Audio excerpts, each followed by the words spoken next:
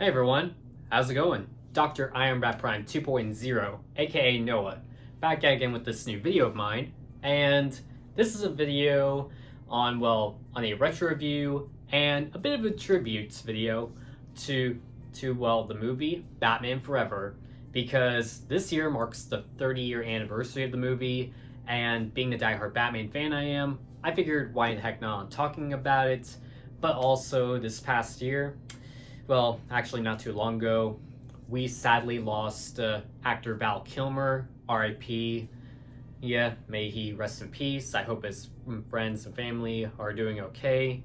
But I really want to pay tribute to Mr. Kilmer, and I really want to just do this video on this movie because, again, diehard Batman fan, and really want to celebrate this movie by talking about it. So let's get right on to it.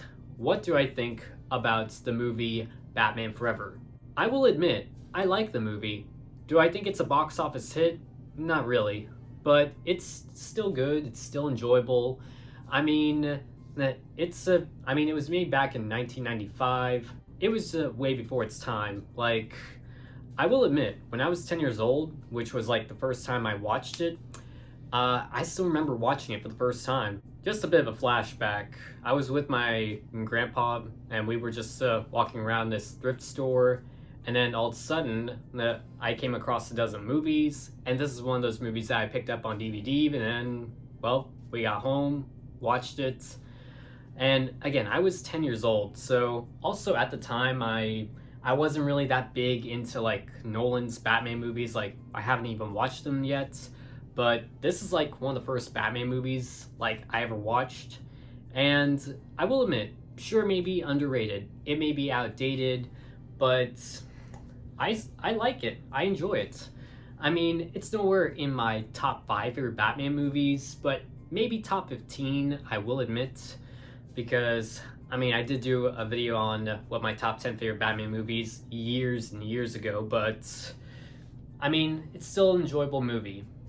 And that says a lot coming from the director of the movie, and that is Joel Schumacher. But a bit of a movie fun fact, this movie was actually supposed to be directed by Tim Burton, who did, of course, direct the first 2 of Michael Keaton's Batman movies. I mean, he had plans for Keaton to, well, continue on as Batman, along with Billy Dee Williams playing Two-Face, and Robin Williams would play the Riddler, and there would be a dozen other things here and there. But that was when Joel Schumacher came in, and Warner Brothers decided to have him be in the director's chair for the movie. Mainly because Batman Returns was, it just terrified a bunch of youngsters, and some of the parents were complaining about the movie, about it being a bit too violent. Hey, it's PG-13 Batman, and they want to, just give the fans what they wanted. And this was just comic book movies at the time when they were starting to get a bit more brutal and darker. And Joel Schumacher, I mean, he really wanted to make things a bit more different. I mean, he wanted to go for like neon lights in Gotham City, and also he wanted to have like shiny costumes here and there, and also a fresh new spin and take on villains and just different characters. I mean, it's kind of sort of tied in with Keaton's Batman's movies, of course, but still tries to fit in with that universe, but with some changes here and there. But yeah, that's pretty much like some of the few things I could talk about with the movie. So I want to talk about the characters and the casting of this movie. So before I get into the main character himself, I want to talk about some of the other characters before we get to the main one. And first one being Nicole Kidman's character, Dr. Chase Meridian, aka the love interest of the movie. I will admit, Nicole Kidman, I kind of sort of had a creepy crush on her back when I was super young, but her being the love interest to Bruce Wayne / Batman in this movie, I will admit, she did come off as a bit flirty-ish because, I mean, besides Talia al Ghul and Catwoman, who else would want to, flirt with Batman in a very strange way?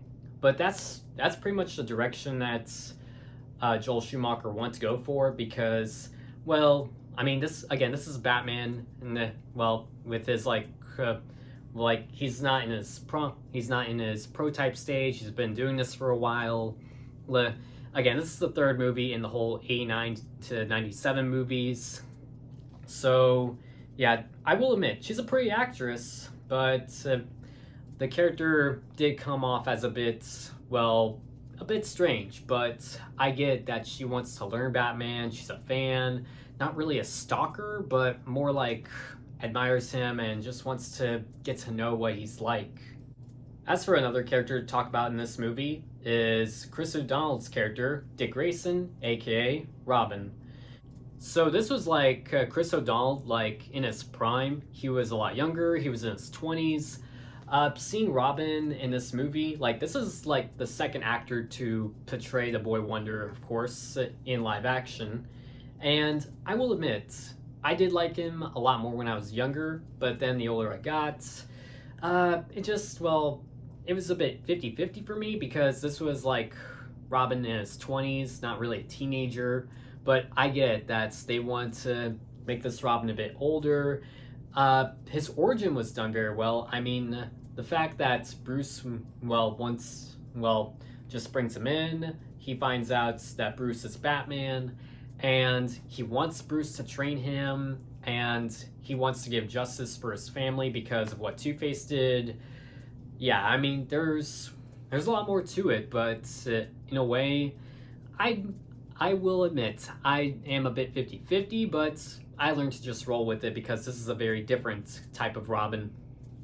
And of course, I have to talk about the villains, and those would be, Two-Face, who was played by Tommy Lee Jones, and we also had the Riddler in the movie, who was played by the comedian himself, Jim Carrey.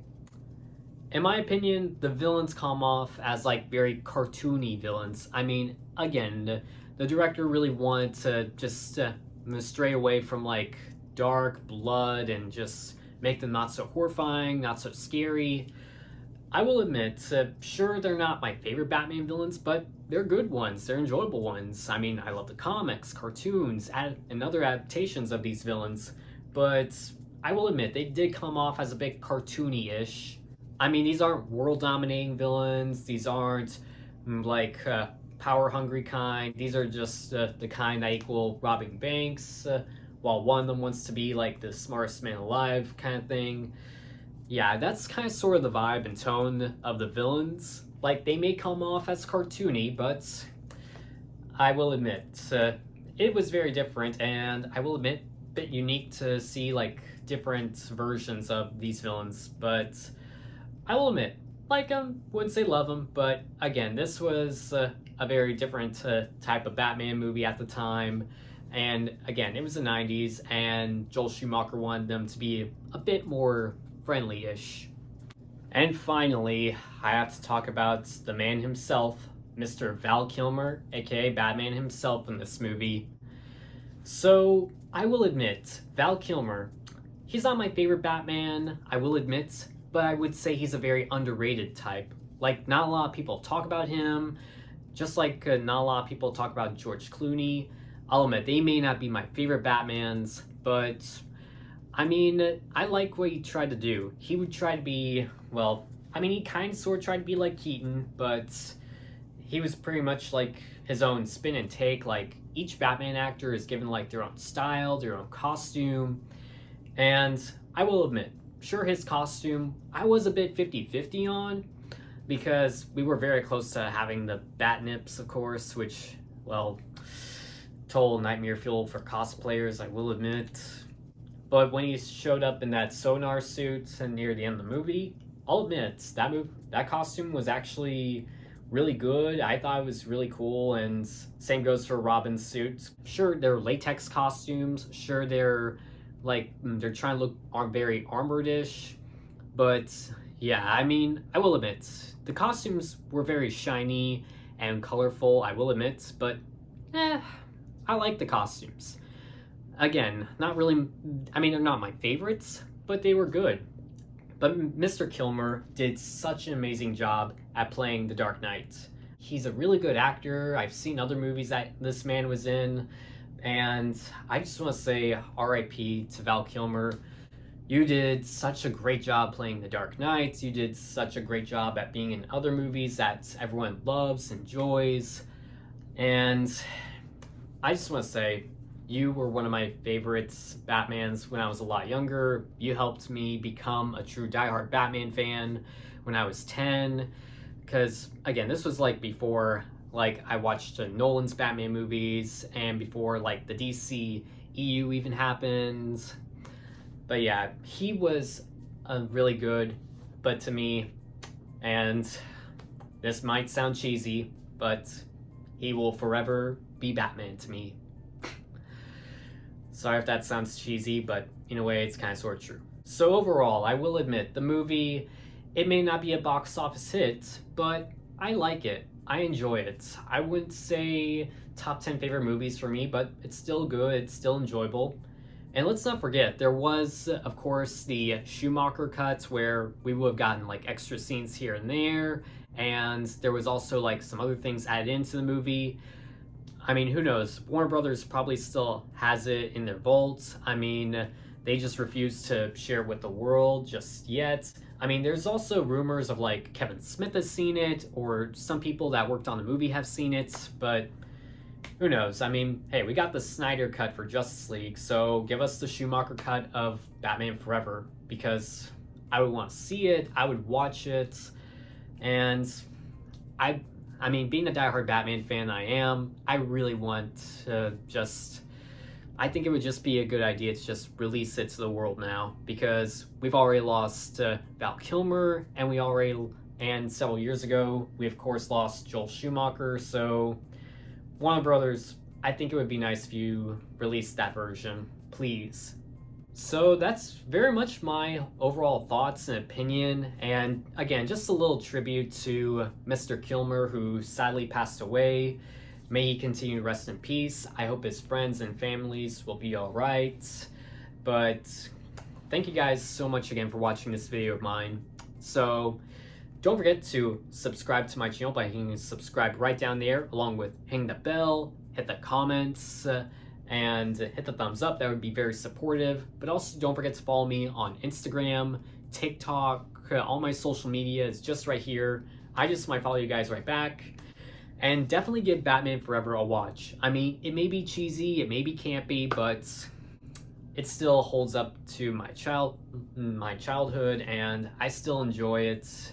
I mean, may not be my favorite, but still worth a watch every now and then. But anyways, till next time, this is Dr. Iron Bat Prime 2.0, and stay tuned for my next video.